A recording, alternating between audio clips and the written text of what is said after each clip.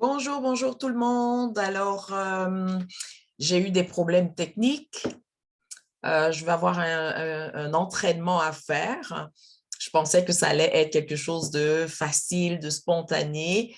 Alors, j'ai choisi finalement de vous enregistrer ce message pour débuter notre aventure. Et finalement, probablement que nous allons vivre nos 28 jours via ma salle Zoom. Ça va être beaucoup plus convivial, probablement. OK? Alors, 28 jours pour débuter le ménage dans nos croyances sur l'argent. 28 jours. Et nous commençons aujourd'hui où nous lançons officiellement les 28 jours. Donc, nous allons être dans notre groupe dans lequel je poste cette vidéo. Et dans ce groupe-là, nous allons pouvoir partager, échanger.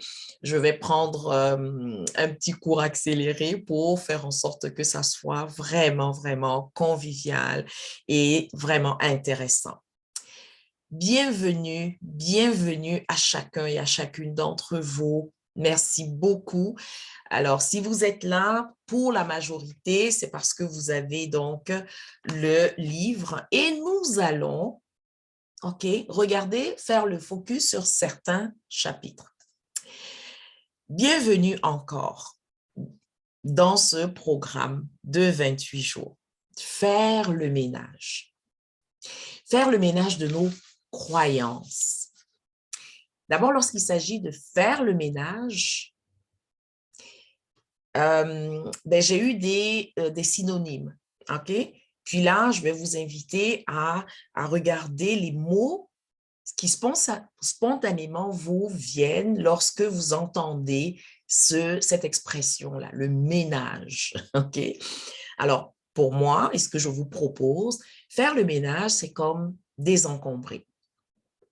Donc, lorsque c'est encombré, là, on veut désencombrer. Donc, quelque part, j'ai une situation où il y a, au niveau des croyances, ça va être des idées, mais on prendra le temps de regarder ça ensemble. Il y a donc des façons de penser qui ne me conviennent plus lorsqu'il s'agit de l'argent. Alors, lorsque ça ne me convient pas, ça veut dire quoi? Ça veut dire ce sont des pensées qui vont drainer mon énergie, ma paix, ma joie et ma liberté, parce que nous sommes dans le quart de la joie. D'accord? Alors, désencombrer, enlever ce qui encombre. L'autre mot, c'était bien sûr le fameux nettoyage. On nettoie lorsque c'est sale, on nettoie lorsque on veut plus de propreté, de netteté. L'autre aussi qui m'est venu, OK, faire le ménage, c'est pour réorganiser. Donc, trouver une façon d'organiser nos pensées, nos croyances, donc une façon de les organiser pour venir soutenir notre énergie, notre paix intérieure, notre joie et notre liberté. L'autre mot aussi qui m'est venu pour le ménage, c'est revisiter. OK? Donc, je vais revisiter et par rapport à ça, eh bien, je vais trier. Donc, je vois qu'est-ce que je garde, qu'est-ce que je laisse aller. D'accord? Et également, je fais le ménage, pourquoi? Pour renouveler, pour envoyer de la nouveauté. Alors, pour vous, essayez de voir quels sont les synonymes, quels sont les mots qui spontanément vous viennent à l'esprit lorsque vous entendez le fameux ménage. Je veux faire le ménage, OK? Je veux ajouter du nouveau, mais avant ça, je veux laisser sortir, OK? Je veux clairer pour pouvoir faire de la place à de la nouveauté. Donc, le ménage, c'est laisser aller le passé de façon générale.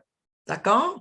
Donc, prenez le temps de noter pour vous, OK, qu'est-ce que ce mot vient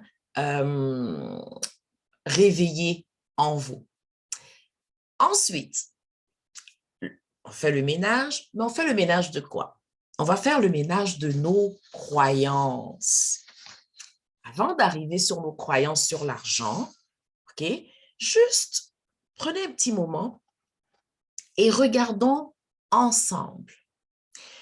Lorsqu'on parle de croyances, on va faire allusion à des informations. Ce sont des idées reçues. On est au niveau du mental. C'est ce que j'ai appris et surtout ce que je considère comme une vérité. Les croyances, c'est un programme. Hein, vous l'avez déjà entendu, hein, entre 0 et 7 ans, on dit l'enfant est une éponge. Sans réfléchir, il reçoit. Non, nous avons reçu et nous avons incarné. Et tout ce que nous avons vu, entendu, OK? Tout ce que nous avons expérimenté en lien avec les outils pour fonctionner dans la société. C'est ça, les fameuses croyances. Ce sont des outils, ce sont des éléments, ce sont des informations que nous avons reçues pour pouvoir fonctionner dans la société. Et qu'est-ce que l'enfant a fait? Eh bien, sans réfléchir, en observant, en regardant, en imitant ce que j'ai entendu, ce que je ressens, ce que je goûte, ce que je touche, ce que je vois. Et l'éponge, c'est la partie, hein, vous le savez certainement, qu'on appelle notre subconscient. La partie de moi qui ne réfléchit pas, mais qui encaisse, qui engrange, qui absorbe. Et lorsqu'on arrive à l'âge de la raison, donc normalement c'est autour de 7 ans, eh bien, qu'est-ce qu'on fait? On va utiliser ces informations, ces idées reçues qui deviennent une vérité, puisque ce sont les outils pour fonctionner dans la société. D'accord? Donc, retenez que les croyances, nous en tant qu'humains, tous, et généralement, ce sont des croyances, celles qui nous font le plus souffrir, ce ne sont pas des croyances conscientes, ce sont des croyances inconscientes. Donc, ce sont des croyances liées à ce qu'on a reçu entre 0 et 7 ans. Donc, notre subconscient l'a intégré. Donc, c'est dans notre back-office. C'est ce que je ne vois pas, mais qui agit inconsciemment sur ce que je dis, ce que je fais, les décisions que je prends et tout. Et dans la mesure où c'est au niveau subconscient, donc c'est vraiment, ça fait partie de nous. OK? D'où ça vient tout ça? Eh bien, comme vous le savez, ça va venir de notre culture. Donc, selon la culture à laquelle j'appartiens, je vais avoir une catégorie de croyances. D'accord? Donc, ce que ma culture m'a transmis comme certitude, comme idée importante pour réussir à m'intégrer.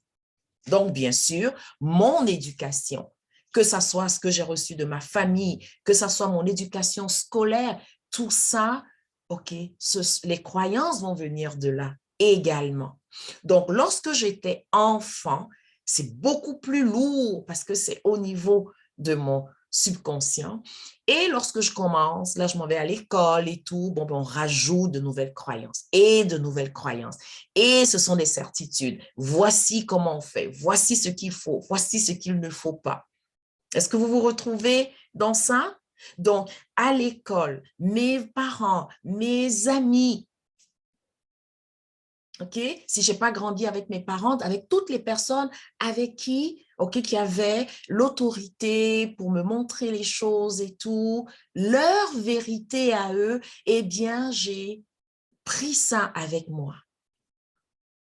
Et également, sachez que nous avons des croyances qui viennent de notre environnement, donc les médias, de façon générale.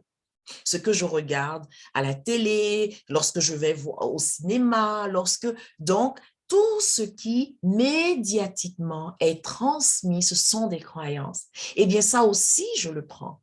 Donc, puisque tout le monde agit comme ça va venir consolider le fait que c'est vrai.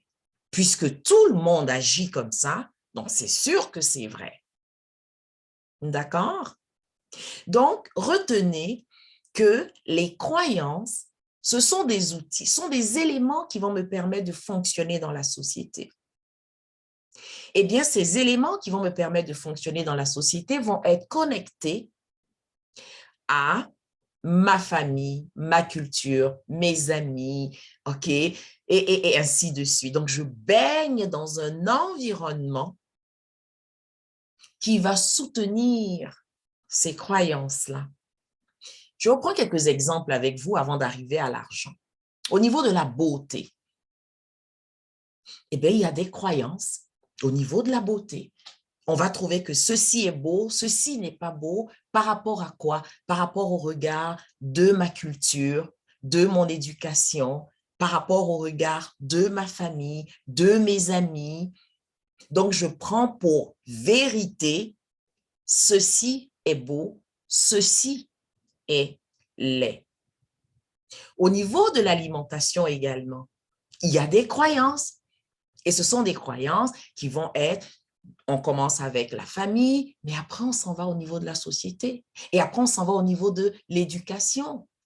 D'accord? Donc, il y a des spécialistes de l'alimentation. Ça devient quelque chose de vraiment, il y a des personnes qui savent exactement comment on doit manger, comment on ne doit pas manger. Donc, on a des informations, des idées reçues. Et c'est ça le programme. Comme si, avant toutes ces spécialités, on ne mangeait pas. Voyez? Donc, quelque chose qui est naturel, on en a fait quelque chose de, comment je peux dire ça, à la limite d'artificiel. On en a fait quelque chose d'intellectuel. Donc, là, j'ai pris l'exemple de la beauté, j'ai pris l'exemple de l'alimentation, et là, vous pouvez regarder autour de vous. Qu'est-ce qui guide vos choix? Ce sont des croyances et des croyances qui viennent de notre environnement. Une fois que l'enfance est terminée avec les parents et tout, eh bien, l'environnement médiatique, l'environnement social, l'environnement culturel prend le relais et on continue à nourrir des croyances. Alors, on a des croyances au niveau du sommeil, on a des croyances au niveau des relations, on a des croyances par rapport au titre. Hey, le Premier ministre arrive, il va falloir qu'on se comporte de telle ou telle façon. Vous voyez? Ce sont des croyances. On a oublié que le Premier ministre est un humain et que le rôle du Premier ministre, c'est de nous servir. On a oublié ça. On a tout inversé et ce sont des croyances. Et ces croyances, de façon générale, observez, est-ce que ça soutient mon énergie, ma paix, ma joie et ma liberté? Voyez? Donc, visitez toutes les croyances. Arrêtez-vous et puis regardez les croyances par rapport au couple. Qu'est-ce qu'on fait? Qu'est-ce qu'on ne fait pas? Comment c'est supposé? C'est pas supposé? Les croyances par rapport au rôle de parent. Les croyances par rapport au rôle d'enfant. Un bon enfant, c'est quoi? Un bon parent, c'est quoi? Un bon époux, une bonne épouse, une belle... tu sais, ce sont des croyances. Et ça va être tellement important pendant ces 28 jours, puisqu'on va faire le ménage. On va regarder, est-ce que je garde ça? Est-ce que je laisse aller? Est-ce que ça m'aide encore? Les croyances par rapport au diplôme. C'est des idées reçues. D'accord? Alors, donc, on prend le temps de regarder tout ça. Je vais faire le ménage. Oui, je vais le faire sur mes croyances en lien avec l'argent, mais en même temps qu'on va faire ça, regardez les croyances qui sont associées à tout ce que je viens de vous donner et on va faire le tri également. Est-ce que ça m'aide à me sentir bien? Oui, je les conserve. Est-ce que ça, au contraire, ça m'épuise, ça me draine, ça me tire vers le bas, eh bien, je vais m'arrêter et voir qu'est-ce que j'en fais. D'accord? Maintenant, on va regarder les fameuses croyances en lien avec notre argent. OK? Alors, ce qui est important à savoir, et ça, là, lors de ma formation, waouh, ça m'a vraiment, vraiment aidé. L'argent n'est pas un bien matériel. L'argent est un concept. L'argent est une idée. D'accord? L'argent est une énergie. Vous avez entendu ça plusieurs fois. L'argent est un esprit.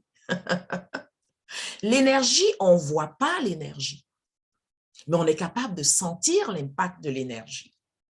Eh bien, c'est la même chose. L'argent n'est pas un bien matériel. L'argent est une énergie et l'énergie de l'argent va venir m'impacter. Là, je regarde, est-ce que c'est positivement ou au contraire, c'est négativement? Et lorsqu'on parle de positivement, ce n'est pas un jugement de valeur. C'est est-ce que ça augmente mon énergie, ma paix, ma joie, ma liberté, ou au contraire, est-ce que ça draine mon énergie, ma paix, ma joie et ma liberté? Est-ce que cette énergie, qui est l'argent, crée cela en moi? Je vais vous inviter aussi, hein, et puis pendant les 28 jours, on va jouer avec ça. On parle de la liste des sentiments agréables et désagréables. Donc, on a la liste des sentiments agréables. Ça, c'est là où on veut être le plus souvent possible. Et on a la liste des sentiments désagréables. C'est là où on est lorsqu'on commence à avoir notre énergie qui est basse. C'est là où on est. Donc, on va jouer à élever notre qualité de ressenti, donc nos sentiments. Et pour cela, on a besoin de prendre une décision et on va le faire ensemble. D'accord? Donc, lorsqu'on parle d'argent de façon générale, cette énergie va être associée à quelque chose de difficile, de lourd, de compliqué, vous voyez, donc les énergies sont basses, ça nous tire vers le bas. Et pendant ces 28 jours, c'est de faire en sorte que l'énergie de l'argent soit associée à des sentiments qui nous élèvent le plus souvent possible. C'est pour cela qu'on va faire le ménage. On va garder certaines croyances qui élèvent notre sentiment de bien-être associé à l'argent. Okay? Et on va en avoir d'autres qui diminuent et ceux-là, on va voir comment tout doucement les laisser aller. On va prendre le temps ensemble, OK? Ça va être vraiment intéressant, hein, de lister toutes nos croyances, personnellement, nos croyances à nous. Parce que lorsque je suis conscient, je peux prendre des décisions.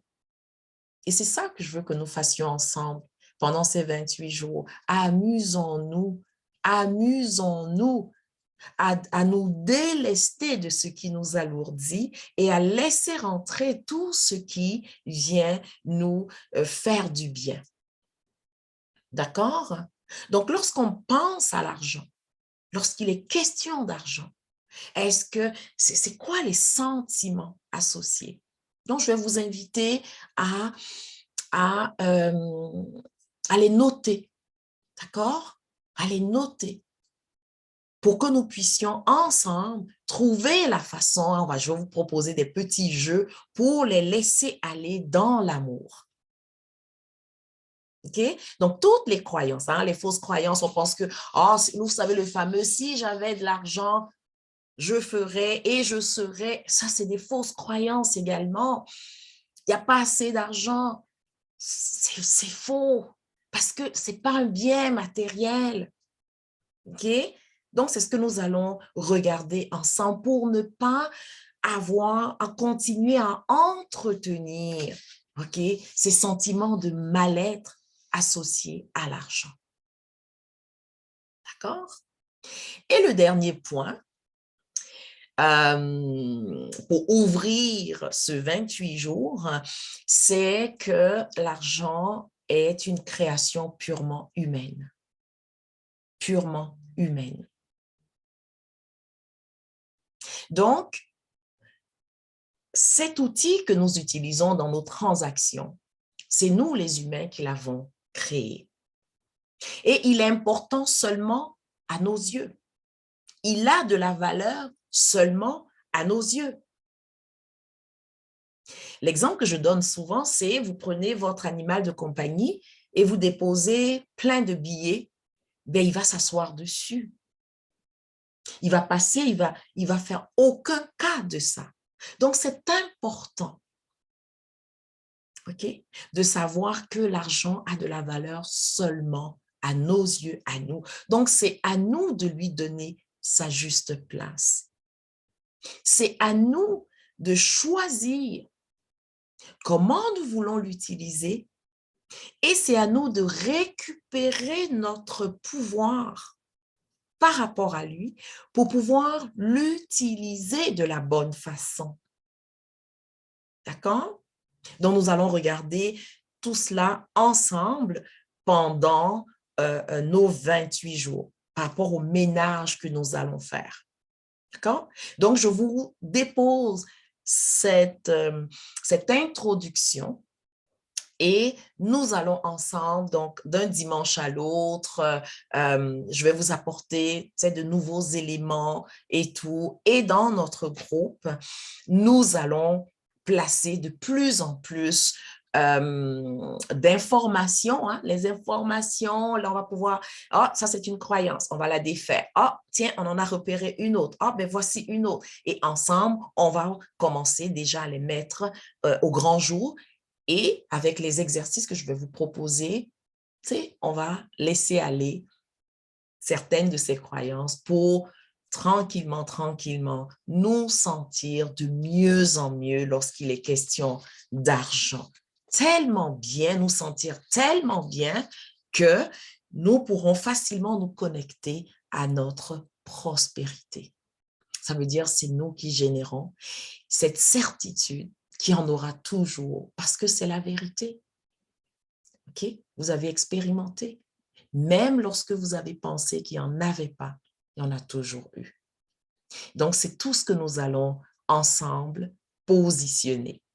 Alors, désolée encore pour ce problème technique et en ayant trouvé cette option, je pense que finalement, nous allons avoir nos rencontres tous les dimanches dans dans la salle Zoom du quart de la joie. Ça va être beaucoup plus simple en attendant que j'aille me former par rapport au direct. Même sur Facebook, c'est moins évident de faire des directs parce que tout a changé depuis les 2 dernières années où je me suis éloignée beaucoup plus des réseaux.